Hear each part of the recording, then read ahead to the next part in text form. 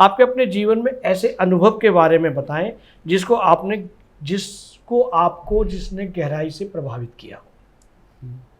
मेरा जीवन तो बहुत ही संघर्षपूर्ण रहा जी क्योंकि मैं जब दिल्ली में आया था तो मेरी उम्र कुल 10 वर्ष की थी। जी आई वाज 10 इयर्स ओल्ड, 10 साल का था। जी जी जी। मेरे पिताजी पुलिस विभाग में थे और मेरी माताजी गृहिणी थी।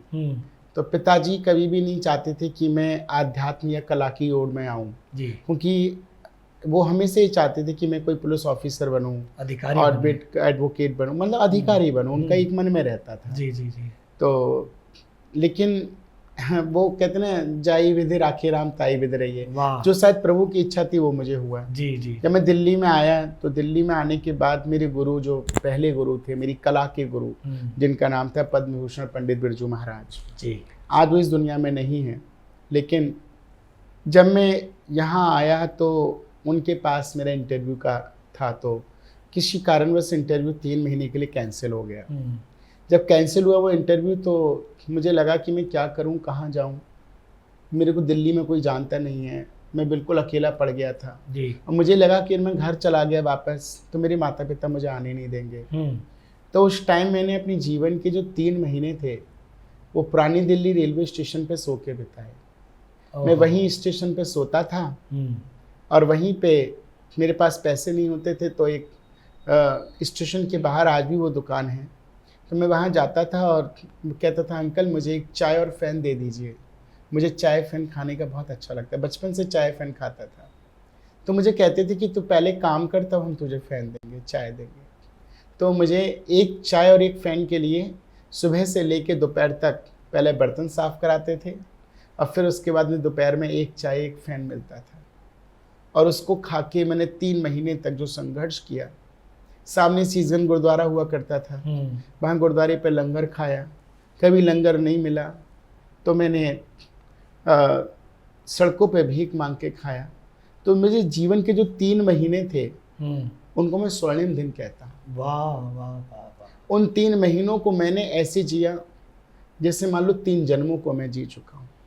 मैंने ज़िंदगी के उतार चढ़ाव सब कुछ देखे और आज उन्हीं 3 महीनों को जीवन में अपना कर मैं आज इतने बड़े पद पे पहुंचा। वाह। इतना बड़ा मान सम्मान देश के प्रधानमंत्री हो, गृह मंत्री हो, कोई भी हो, XYZ, सब ने मुझे दिया, महान तपस्वी संतों ने दिया, इस भारत देश में रह रहे सभी मेरे भाइयों ने, माताओं ने मुझे प्रेम दिया, अपने गले से लगाया।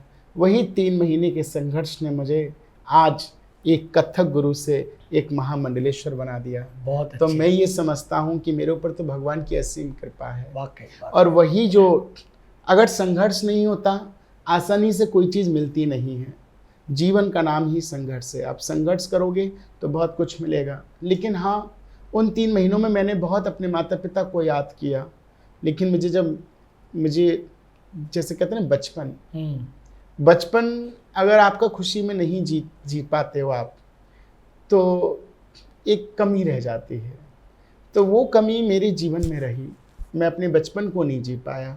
आज भी अपने बचपन को याद करता हूँ तो छोटे छोटे बच्चों में अपने बचपन को देखता हूँ, मन करता है इनके साथ खेलूँ, कूदूँ, एंजॉय करूँ, बातें करूँ। तो जो बचपन था वो बचपन मुझसे दूर हो गया और मैं बहुत जल्दी एक संघर्ष करते करते कहाँ से कहाँ पहुँच गया। तो माँ का आंचल याद आता है बचपन का, कि काश माँ के पास होता तो मेरे सर में तेल लगाती, मुझे प्यार करती, मेरा ध्यान रखती। लेकिन वो जीवन का इतना लंबा सफ़र, 15 साल तकरीबन मैं अपने माता पिता से दूर रहा।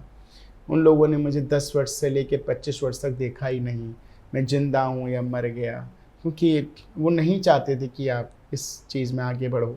लेकिन अगर वो मुझे नहीं छोड़ते तो शायद मैं मंजिल को नहीं पाता।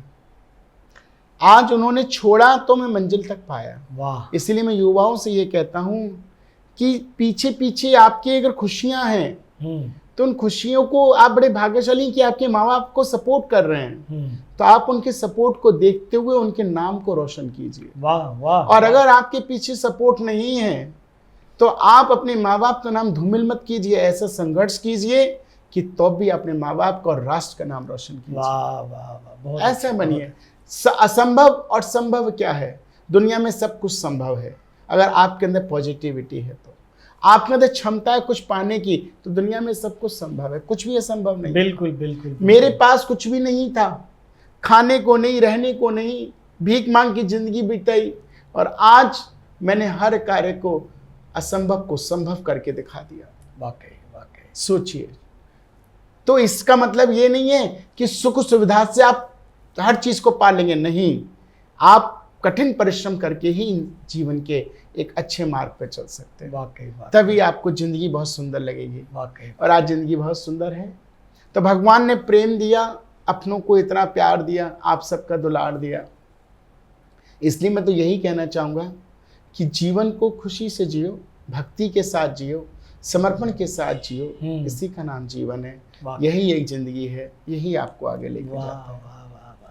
ये वीडियो YouTube पर देख रहे हैं तो हमारे चैनल को सब्सक्राइब करें और बेल आइकन को दबाना ना भूलें। अगर आप Facebook पर ये वीडियो देख रहे हैं तो हमारे पेज को लाइक करें।